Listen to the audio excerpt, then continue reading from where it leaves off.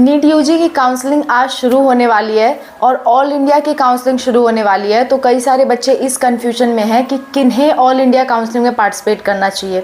तो आज के वीडियो में मैं ये सारी बात बताऊंगी कि किन किन लोगों को ऑल इंडिया काउंसलिंग में पार्टिसिपेट करना चाहिए और इसकी कितनी फ़ीस लगती है। तो चलो स्टार्ट करते हैं आज का वीडियो और डिस्कस करते हैं ऑल इंडिया काउंसलिंग के बारे में। Hello everyone, welcome to spark up classes. This is Suman Yadav.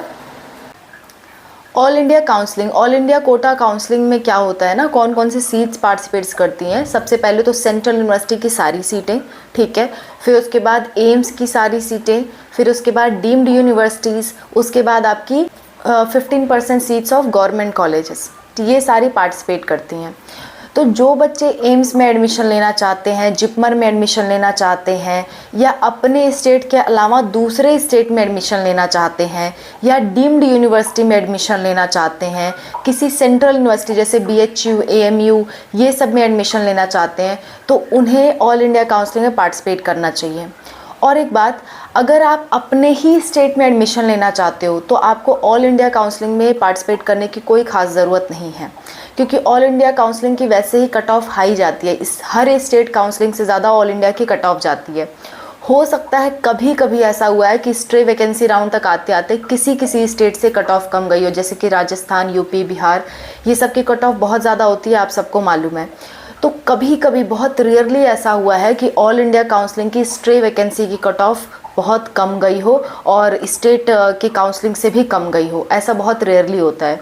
तो अगर आप अपने ही स्टेट में सेटिस्फाइड हो कि हम अपने ही स्टेट में एडमिशन लेंगे और हमें एम्स या फिर जिपमर या फिर डीम्ड यूनिवर्सिटी और आपकी सेंट्रल यूनिवर्सिटीज़, इन सब से कोई मतलब नहीं है, आपको नॉर्मल गवर्नमेंट कॉलेज लेना है और अपने ही स्टेट में लेना है, तो आपको ऑल इंडिया काउंसलिंग में पार्टिसिपेट करने की कोई ज़रूरत नहीं है। वही बच्चे ऑल इंडिया काउंसलिंग में पार्टिसिपेट करें, ठीक है, फॉर गवर्नमेंट कॉलेज जिनके मार्क्स 600 से ऊपर हैं। 600 से नीचे किसी भी हाल में कट ऑफ इसकी नहीं जाएगी, स्ट्रे वैकेंसी तक भी ऑल इंडिया काउंसलिंग की, क्योंकि इसमें सीटें कम होती हैं, ठीक है। तो ऑल इंडिया काउंसलिंग में वही बच्चे पार्टिसिपेट करें जिनका अच्छे खासे मार्क्स हैं, कम से कम 600 हैं, और वो बाहर एडमिशन लेना चाहते हैं, या सेंट्रल यूनिवर्सिटी, एम्स, जिपमर, ये सब में एडमिशन लेना चाहते हैं। या फिर वो बच्चे पार्टिसिपेट करें ऑल इंडिया काउंसलिंग में जिन्हें डीम्ड यूनिवर्सिटीज़ चाहिए। डीम्ड यूनिवर्सिटीज़ मतलब होता है एक तरह से सेमी गवर्नमेंट के बाद आता है डीम्ड यूनिवर्सिटी। सेमी गवर्नमेंट से हल्का सा ज़्यादा फीस होती है डीम्ड यूनिवर्सिटी की। वो ना ही पूरी तरह से प्राइवेट होते हैं, ना ही पूरी तरह से गवर्नमेंट होते हैं, बस सेमी गवर्नमेंट से थोड़ी ज़्यादा फीस वाले होते हैं। हल्का सा मैं आपको फ़र्क बता देती हूँ सेमी गवर्नमेंट और डीम्ड में।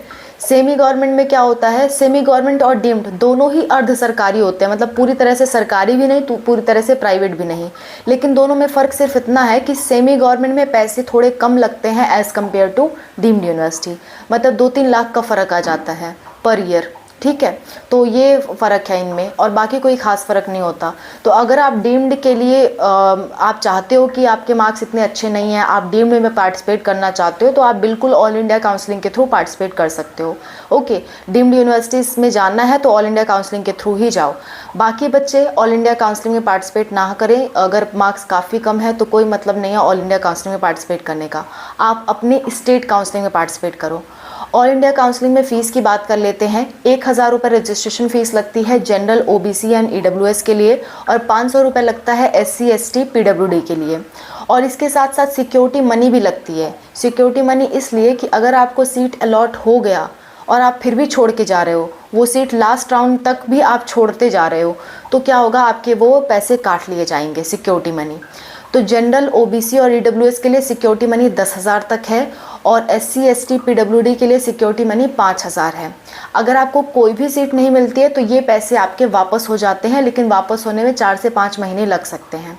इसलिए आप सोच समझ के पार्टिसिपेट करो, जहां आपका होने लायक रहे वहां पार्टिसिपेट करो। अंधाधुंध पार्टिसिपेट करने का कोई मतलब नहीं है। पता चले आपके 150, 200, 300 नंबर आ रहे हैं और आप ऑल इंडिया काउंसलिंग में पार्टिसिपेट कर रहे हो, तो इसका कोई मतलब नहीं है। आप ऐसी जगह पार्टिसिपेट करो जहाँ वास्तव में आपके मार्क्स वैलिड हों। मैं आपको डीमोटिवेट नहीं कर रही, मैं आपको बस रास्ता बता रही हूँ।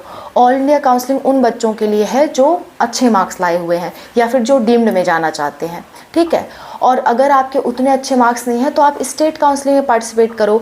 फिर आयुष की काउंसलिंग चालू होगी, आयुष में भी ऑल इंडिया और स्टेट काउंसलिंग चलेगी। फिर उसके बाद नीट के काउंसलिंग के अलावा भी काउंसलिंग्स होती हैं, जैसे कि बी फार्मा की काउंसलिंग, तो आप वहाँ पार्टिसिपेट करो जहाँ आपके मार्क्स वैलिड हो सकें, ठीक है। ऐसे मतलब अपने पैसे वेस्ट करने का क्या ही मतलब है। तो आपका मर्ज़ी है, बस मैंने एक सजेशन दिया कि ऑल इंडिया काउंसलिंग में किन बच्चों को पार्टिसिपेट करना चाहिए। कुछ ही टाइम बाद आपकी स्टेट काउंसलिंग भी चालू हो जाएगी, तो अगर आपके मार्क्स 600 से नीचे हैं या 550, 580 ऐसे कुछ मार्क्स हैं तो आप बिल्कुल स्टेट में पार्टिसिपेट करना, ठीक है। So this is all about the video. I hope this video was helpful for you. Thank you so much for watching. कोई दिक्कत, कोई परेशानी आती है काउंसलिंग से रिलेटेड या किसी भी चीज़ से रिलेटेड तो आप कमेंट्स में मेंशन करो। मैं और अनूप सर आपकी हेल्प के लिए हमेशा तैयार हैं, ठीक है। अगर आपको कैटेगरी वाइज और कॉलेज वाइज कट ऑफ जानना है ऑल इंडिया काउंसलिंग की तो उसके लिए आप कमेंट कर देना कि AIQ कट ऑफ इतना आप कमेंट कर दोगे तो हम लोग समझ जाएंगे, ठीक है। और हमारा एक और चैनल है बच्चों, @अनूप सुमन यात्रा के नाम से आप इसे सर्च कर सकते हो, ठीक है। यूट्यूब पे आप ये डालोगे @अनूप सुमन यात्रा तो आ जाएगा। ये जस्ट फॉर ट्रैवलिंग पर्पज़ है, आप इंटरटेनमेंट के लिए इसे देख सकते हो। एंड लिंक मैं लास्ट में दे दूँगी एक सर्कल के फॉर्म में, उस पर क्लिक करके आप उस चैनल पर जा सकते हो। हम लोग जितनी सेलिब्रेशंस होती हैं सिल्वर प्ले बटन का या कैमरे से रिलेटेड या हम लोग कहीं घूमते फिरते हैं या कोई भी बर्थडे सेलिब्रेशन या इस तरह का जो भी वीडियोस होती हैं हम लोग उसमें डालते हैं, ठीक है। तो आप लोग उसे एंटरटेनमेंट पर्पज़ के लिए देख सकते हो। So this is all about the video. Thank you so much for watching and wish you all the best for your counselling. कोई दिक्कत होगी ज़रूर बताना, हम लोग आपकी हेल्प के लिए हमेशा तैयार हैं। Bye, take care.